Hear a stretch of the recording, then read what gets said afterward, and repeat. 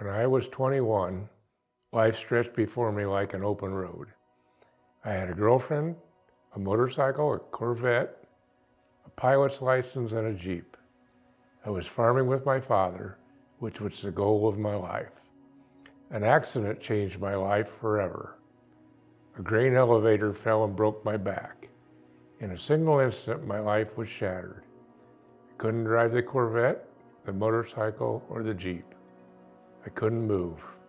What use was a pilot's license if I couldn't fly? My girlfriend never came to see me in the hospital or ever. All the things that had so much value and importance had no value after the accident. Consequently, the future looked bleak. The doctors told me I'd be lucky to live to 40. Dark thoughts circled around. Physically, I had no feeling past my waist. And if I remained seated too long, I would get sores. When the pressure points from the wheelchair cut the blood flow off, skin would break down.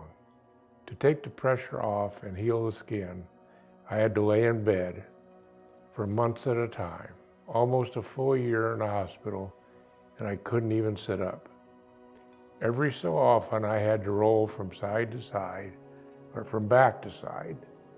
Mentally, it was disheartening and distressing.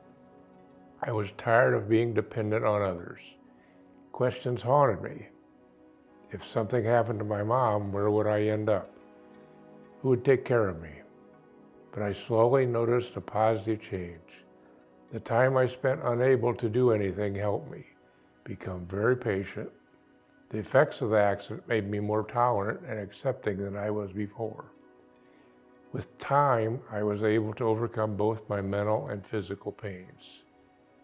I created a new way of life. A new style of wheelchair cushion was developed that matched my body perfectly. As a result, there were no longer sores. My kind-hearted mother was the greatest inspiration during my struggles after the accident. She was gentle, but yet very tough. As a strong Christian, she was always positive. The word can't was not in her vocabulary. This type of support can be very motivating and helpful in achieving success. Following her advice, I was able to build on my own successes. When the ag depression came in the 80s, I was the first one in the area to own a computer. I wrote computer programs to match the government's. Whatever situation the farmer was in, I was able to use the best program to help. Working with the government, I helped 75 to 100 farmers over the years. After time, helping on our own farm and helping other farmers made me feel like I was of value to the world again. My mother's kind and strong guidance helped me to realize that God wasn't punishing me. There was a reason I was chosen to go through these trials. These challenges helped me to learn that God is in control. Not in a bad way, but in a loving way. Everything I had valued or appreciated before the accident ended up having no value after all. Things we have and things we own should not become a primary focus. They can be wiped out in an instant, and yet God is always present. Later in life, I realized that even random meetings can change lives forever. When a bladder infection sent me to the hospital, it turned out to be a blessing in disguise. My nurse, Barb, genuinely cared for her patients and tried to do all she could to help them. In the afternoons at the hospital, Barb would push my chair down the hallways and into the open air outside. That alone meant the whole world to me as a farmer, to be out in the fresh air. Talking together, I found Barb to have a soft and caring heart.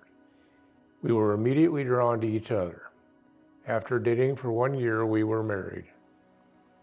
As we built on our relationship, Barb, still properly dressed in her white nurse uniform, continued to provide care for the patients with her soft and caring heart. She was always there for me. As the years slipped by, Barb was diagnosed with arthritis and scoliosis. Trying to help her, the doctor prescribed a medicine that weakened her immune system. When Barb got a scrape, her body was too weak to fight off the infection. Within 24 hours, she was gone. I was lost without her loving guidance. I didn't know how to go on. I had no desires in life. I just mentally existed. But I found my strength in God. Now I'm able to fall back on the happy memories Barb and I made together.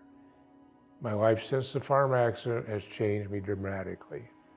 After being tested and tried, I learned to be happy with whatever answer God gives. Even though it was hard on my mom to see her son lose all his dreams, she continued to be a light and motivation to me. I will always remember her inspiration. As a wife, Barb's influence was a bright spot in my life.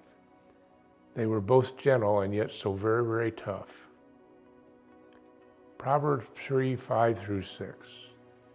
Trust in the Lord with all your heart and lean not on your own understanding. In all your ways submit to Him, and He will make your paths straight.